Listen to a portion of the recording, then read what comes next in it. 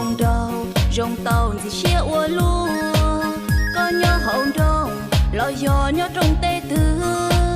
chỉ tao.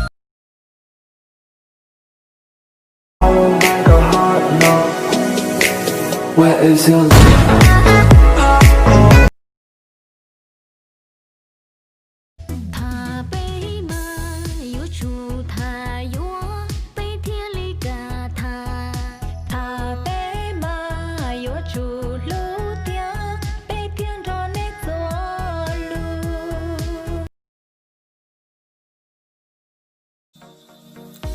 你好，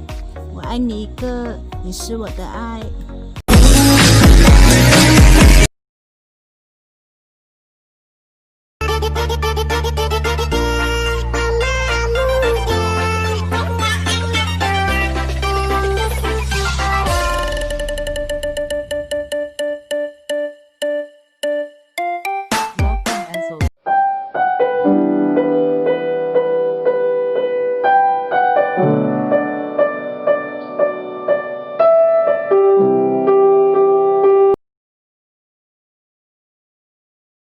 Hoa hồng thì màu đỏ, bầu trời thì màu xanh, bàn tay em có 5 ngón, ngón giữa dành cho anh. Ok em tới đây đi em yêu.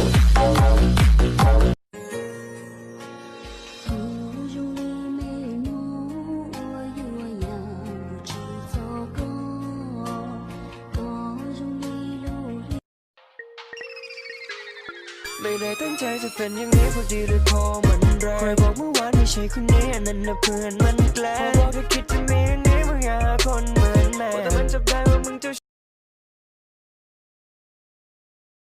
ý ô lo có thua tê tê tê bây giờ lo ban đầu ban giờ để lo ưu xin chua cho cái xe linh tư yo tôi yên cụ chỉ khe gió để linh tư yo mua cho xa xe linh tư chưa gì to